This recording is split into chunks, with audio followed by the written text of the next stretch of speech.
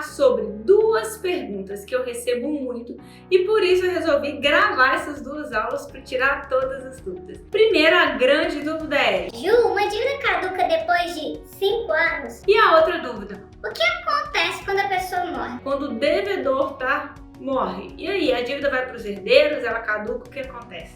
A gente precisa de falar sobre isso, por mais difícil que seja, para que você saiba dos seus direitos e dos seus deveres. Então, bora lá. Você já ouviu alguém falar que o nome sujo caduca em 5 anos? A expressão dívida caduca é muito comum aqui no Brasil e se refere aos débitos das pessoas que já venceram. Esse é um argumento muito usado por algumas pessoas desinformadas como desculpa para não pagar as dívidas. Muitas pessoas acham que depois desses 5 anos a dívida caduca e elas podem viver aí livres, leves e soltas, mas não é bem assim. A expressão nome sujo caduca é uma variação popular do termo prescrição de dívida, que significa o tempo que uma empresa pode negativar um consumidor por um débito.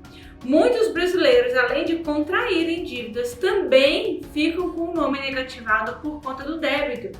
E algumas vezes também pode acontecer do consumidor esperar o vencimento da cobrança ao invés de negociar a dívida e se livrar do problema de uma vez por todas. Então, diante de muitos mitos e verdades, é comum acontecer uma certa confusão sobre esse termo de prescrição de dívida. Pensando nisso, eu vou esclarecer para você se nome sujo caduca mesmo em 5 anos e todos os direitos do consumidor nesses casos. Primeiro é preciso ter a clareza que, da mesma maneira que uma dívida possui um tempo determinado para vencer, o nome sujo também pode caducar. Quando alguém diz que o nome sujo caducou, significa que a dívida que ele fez, a inscrição das instituições de proteção de crédito, como SPC e Serasa, não estão mais lá, não tem mais negativação do nome. Ou seja, passando o tempo, esses 5 anos, com o vencimento do débito em questão, o nome do consumidor fica limpo. Porém, isso não significa que a dívida simplesmente desapareceu. Apesar do nome sujo caducar e não mais constar lá nos órgãos de proteção do consumidor, isso não quer dizer que a cobrança não possa ainda acontecer. Isso só significa que deixam de ser aparentes para o mercado de crédito. Como a dívida não desaparece, você pode sim ser prejudicado financeiramente por conta da dívida, mesmo ela estando prescrita. Apesar de ser algo até muito bom, não poder mais ser cobrado judicialmente e ter o nome retirado dos órgãos de proteção, lá do SPC e do Serasa, a dívida vai continuar existindo e ela pode ainda interferir na sua vida financeira. Mesmo com um nome limpo nos órgãos de proteção do crédito, outras empresas podem se recusar a oferecer crédito e outros benefícios para você, como emissão de cartão de crédito, financiamento de casa ou de carro, empréstimos bancários, empréstimos de pessoa física, enfim.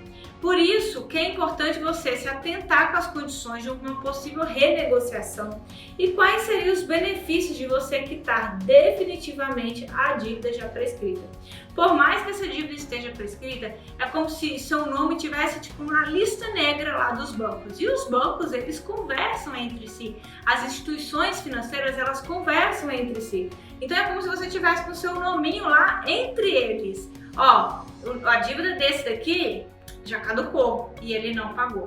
E aí quando você vai em outras instituições financeiras querer crédito, cartão, cheque, financiamentos, empréstimo, eles consultam lá aquela listinha negra para ver se você foi um bom pagador ou não. E por mais que eles entram lá no Serasa, no SPC e vê que seu nome não está lá, mas seu nome está lá naquela listinha. Então é por isso que a gente não pode contar que caducou a dívida desapareceu, porque não é bem assim. A empresa, ela tem até 5 anos para fazer a cobrança judicial da dívida. Sendo assim, o tempo que um nome sujo pode permanecer negativado por uma determinada dívida é também de 5 anos. Porém, para deixar claro, se após 4 anos e 11 meses a empresa ingressar com uma ação judicial, o prazo para caducar a dívida fica suspenso, mesmo que a ação judicial dure anos. Então esse prazo é válido apenas se a empresa nunca tiver iniciado uma ação judicial. Caso a empresa ingresse com uma ação judicial, o prazo vai se estender, não importa o quão próximo a dívida está ali para poder caducar. Por exemplo, imagina a seguinte situação: um consumidor fez uma dívida no cartão de crédito por volta de 4 anos e 6 meses que ele já não pagava mais.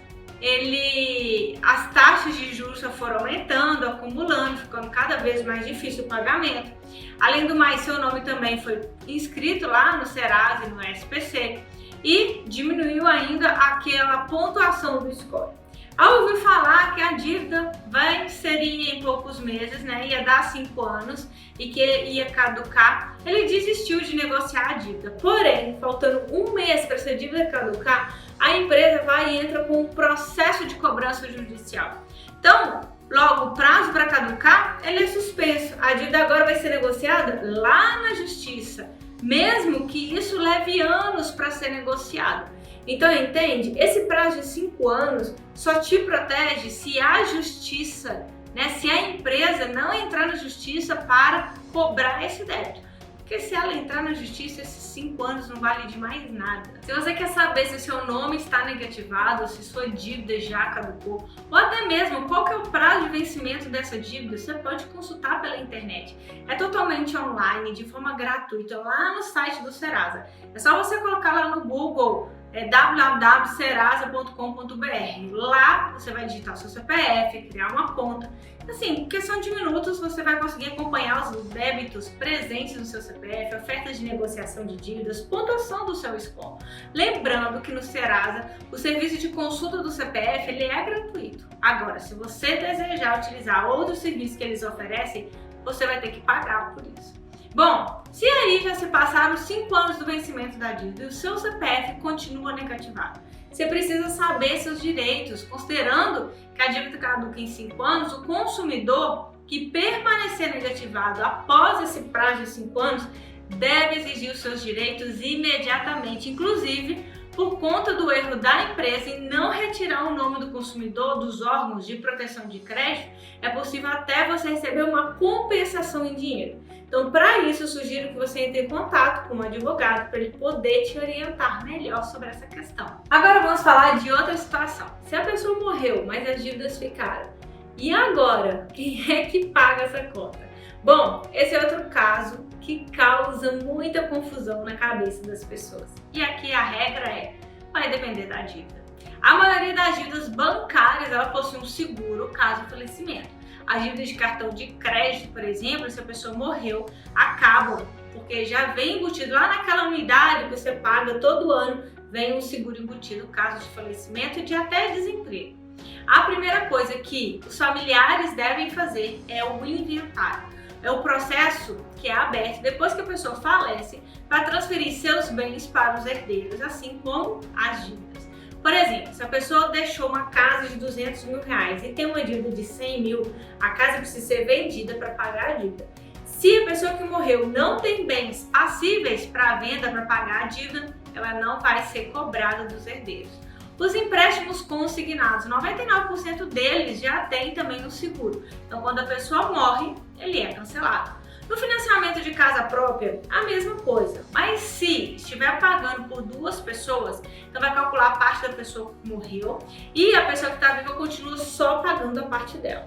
Então, quando uma pessoa da sua família falece, o primeiro passo que deve ser feito é a análise do tipo de dívida que ela tem e se tem seguro. Quem morreu foi a pessoa e não as dívidas. Então, por lei, os familiares devem procurar em até 60 dias após o falecimento um profissional para fazer um inventário. Você só poderá vender os bens da pessoa falecida com o inventário aberto. Se tiver dívidas e bens, eles serão vendidos para pagar essas dívidas. Se não tiver bens, a dívida morre. Acho que deu para entender. Outro ponto importante que eu quero abordar é o que fazer em relação aos benefícios da pessoa falecida, como o FGTS, o PIS. Eles podem ser sacados pela família com a vara judicial. É muito importante que você conheça as leis para fazer valer os seus direitos e não se enrolar.